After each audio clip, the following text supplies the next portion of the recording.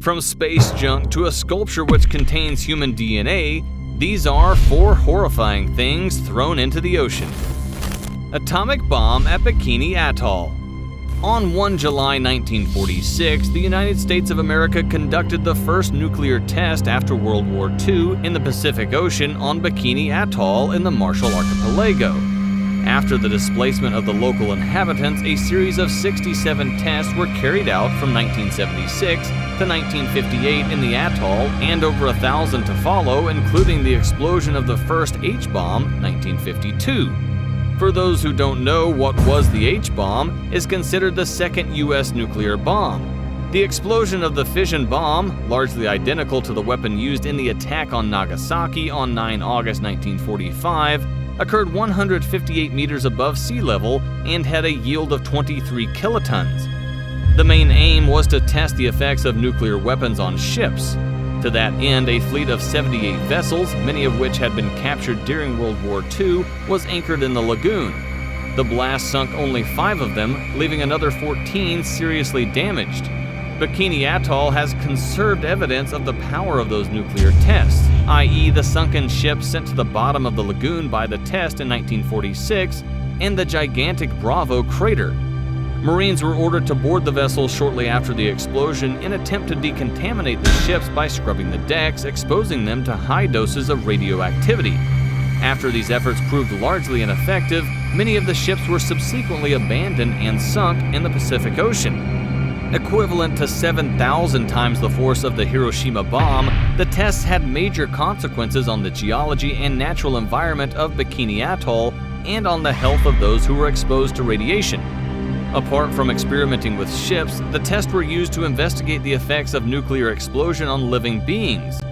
57 animals were placed on some ships, of which a third died because of the explosion or lethal radiation doses. This led to numerous protests in the United States against nuclear testing for the first time. The nuclear tests changed the history of Bikini Atoll and the Marshall Islands through the displacement of inhabitants and the human irradiation and contamination caused by radionuclides produced by the tests. Number 3. Prisoners. Just imagine the following scene. Men and women are falsely told that they are in fact being released from their imprisonment and that they should be happy and celebrate their imminent release. Then they are drugged, stripped naked, and dragged aboard airplanes or helicopters before being pushed into the cold waters of the Atlantic. It seems a horror story, but this is the truth of what happened during the dirty war in Argentina between 1974 and 1983. It was a period of state terrorism from where victims of the violence included several thousand left-wing activists and militants, including trade unionists, students, journalists, Marxists, and alleged sympathizers. In total, hundreds of people are thought to have died on death flights, most of them being political activists and militants. The shocking revelations of what happened were uncovered by Adolfo Scalingo, a retired Navy commander who was convicted in Spain in 2005 for crimes against humanity. At an interview in 1996, Scalingo said, "They were played lively music and made to dance for joy because they were going to be transferred to the south. After that, they were told they had to be evacuated due to the transfer, and they were injected with pentothal. And shortly after, they became really drowsy, and from there, we loaded them onto trucks and headed off for the airfield." Mr. Scalingo said that he began writing letters to Navy officials, urging the military to disclose what happened during the dictatorship, but that their only response was to offer him money to keep silent and then threaten to take away his military medical and social insurance. Soldiers who refused to take part, as well as others who acted as airfield guards and runway cleaners, testified that they had seen live people and corpses loaded into aircraft. After taking off, the planes returned empty. But others, like Horatio Verbitsky, a reporter for Pagina 12, to whom Mr. Scalingo gave his account, say that for the country to move ahead, all sectors of Argentine society, including the military and the church, must acknowledge their role in the crackdown. As Mr. Verbitsky said, "For a wound to heal and a scar properly, you first have to clean it thoroughly and not leave infection inside." Number 2. Spaceships at Point Nemo. Recent decades have brought great advances in the conquest of space, and a variety of architects have collaborated with agencies like NASA to help shape the dream of space, designing habitats first for astronauts and now for space tourists. None of them imagined what a huge amount of space junk these space voyages would generate in the future.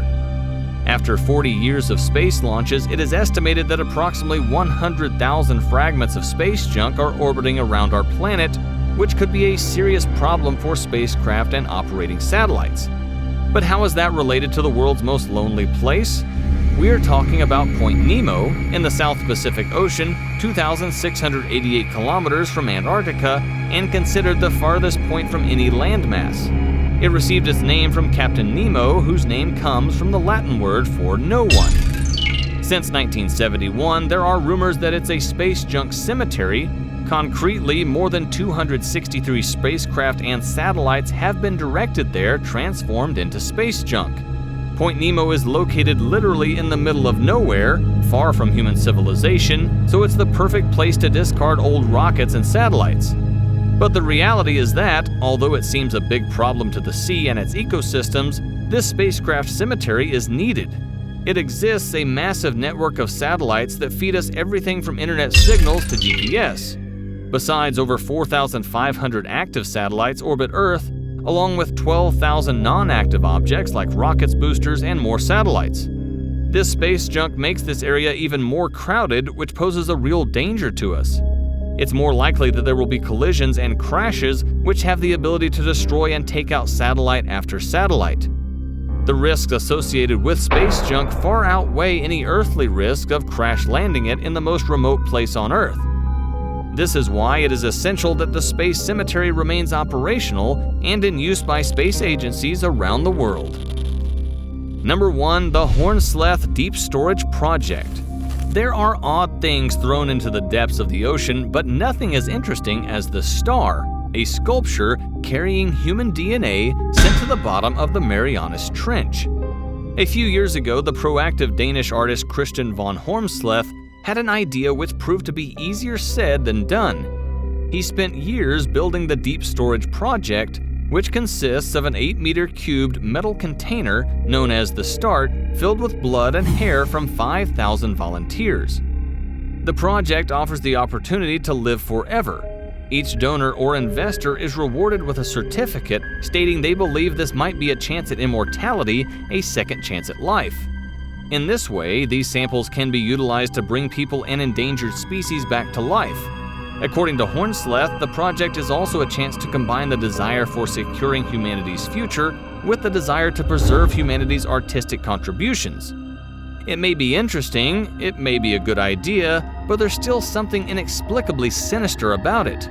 We are saying that because von Hornslath is the kind of artist who lies to include traps for the viewer in his work.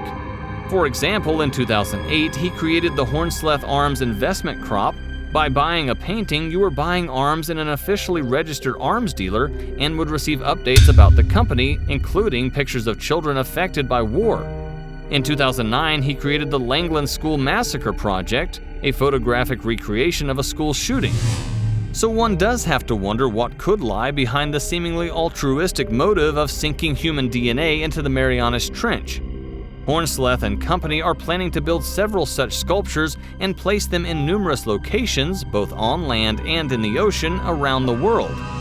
His plan is definitely strange, but what if it works? What do you think?